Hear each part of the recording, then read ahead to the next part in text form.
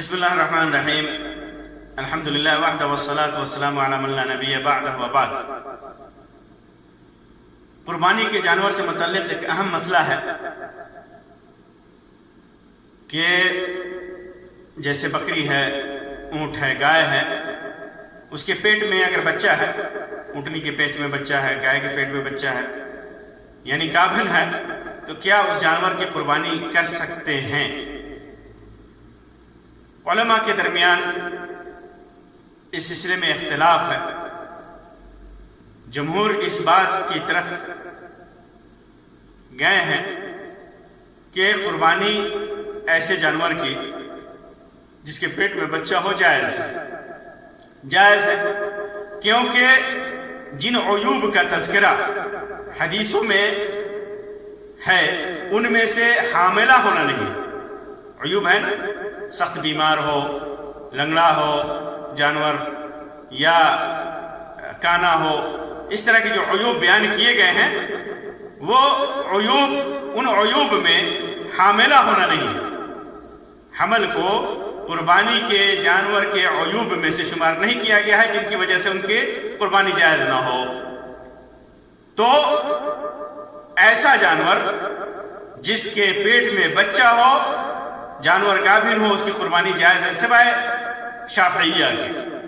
شافعی فقہاء نے حاملہ جانور کی قربانی کو ناجائز قرار دیا ہے، منع کیا ہے کہ ایسے جانور کی قربانی نہیں کرنی چاہیے، لیکن حدیثوں میں اس سے کوئی ممانعت ثابت نہیں ہے۔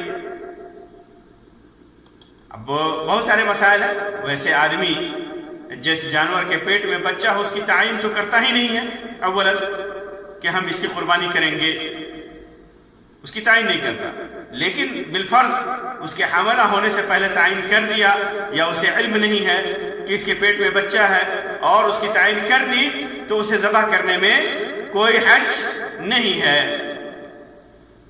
اب ایک سوال یہ پیدا ہوتا ہے کہ اگر جانور کی قربانی کر دیتا ہے جس کے پیٹ میں بچہ ہے اور بچہ اس کے اندر سے نکلتا ہے، تو اس کی دو صورتیں، یا تو بچہ مردہ نکلے گا یا بچہ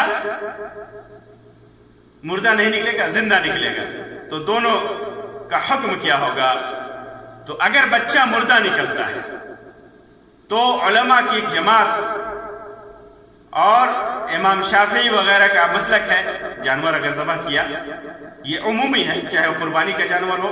شافعیہ کے ہاں تو حاملہ کی قربانی جائز نہیں ہے، لیکن ان کے ہاں عمومی جانور اگر جس کے پیٹ میں بچہ ہو، بچہ مردہ نکل جائے ذبح کرتے وقت، تو ایسے موقع سے، اور علماء کی ایک جماعت اور جماعت صحابہ کے نزدیک اس کی ماں کا ذبح کرنا اس کے لیے کافی ہے۔ بچہ مردہ نکلتا ہے تو اسے ذبح کرنے کی ضرورت نہیں ہے، اسے پھینکنے کی ضرورت نہیں ہے، کیونکہ اس کی ماں کو جو ذبح کیا ہے وہی ذبح اس کے لیے کافی ہے، اس کا گوشت حلال ہے، سوائے امام ابو حنیفہ رحمہ اللہ کے۔ امام ابو حنیفہ رحمہ اللہ کے نزدیک یہ بچہ مردار کے حکم میں ہے، اس کا گوشت نہیں کھایا جائے گا، امام ابن حزم نے بھی اسی قول کو اختیار کیا ہے، لیکن پہلا قول راجح ہے کہ وہ بچہ اپنی ماں کے حکم میں ہے، ماں کا ذبح اس کے لیے کافی ہے۔ اور امام حنیفہ یا امام ابن حزم کا جو رجحان ہے یہ صریح حدیث کے خلاف ہے۔ اللہ کے رسول صلی اللہ علیہ وسلم نے ارشاد فرمایا، جیسا کہ امام ترمذی، امام ابو داؤد، امام ابن ماجہ، امام ابن حبان اور دیگر محدثین نے روایت کیا ہے، اور محدثین نے اس روایت کو صحیح بھی قرار دیا ہے۔ علامہ البانی نے بھی اس روایت کو صحیح قرار دیا ہے کہ زکوٰۃ الجنین زکوٰۃ امہ، جنین کے لیے جب وہ ماں کے پیٹ سے ذبح کے بعد مردہ نکلے، اس کی ماں کا ذبح کرنا کافی ہے۔ یہ حدیث صحیح ہے، اسی وجہ سے اگر بچہ مردہ نکلتا ہے تو اس کے کھانے میں کوئی حرج نہیں ہے۔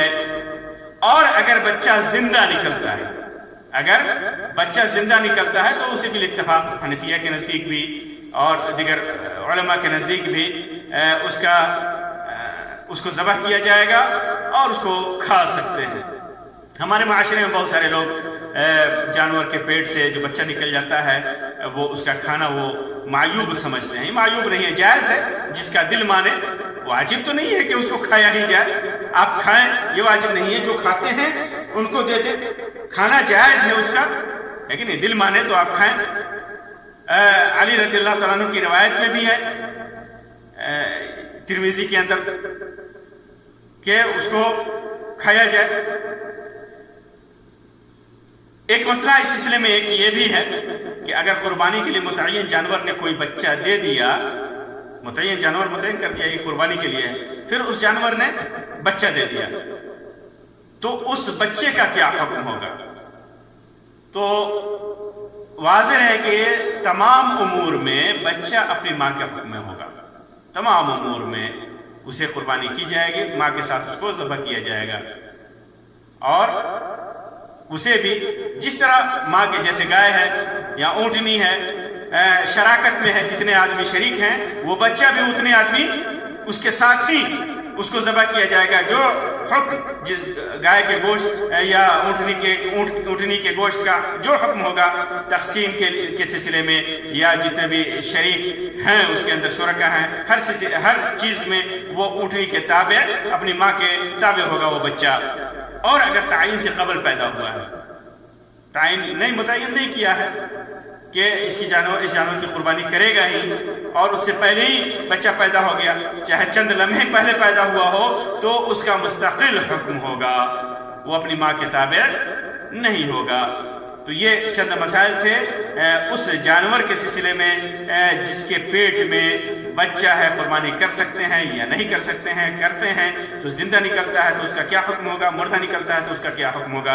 اللہ تبارک و تعالی ہمیں کتاب و سنت کے مطابق عمل کرنے کی توفیق عطا فرمائے اور ہمارے اعمال کو قبول فرمائے. آمین یا رب العالمین. وآخر دعوانا ان الحمد للہ رب العالمین، وصلی اللہ علی خیر خلق وسلم. والسلام علیکم ورحمۃ اللہ وبرکاتہ.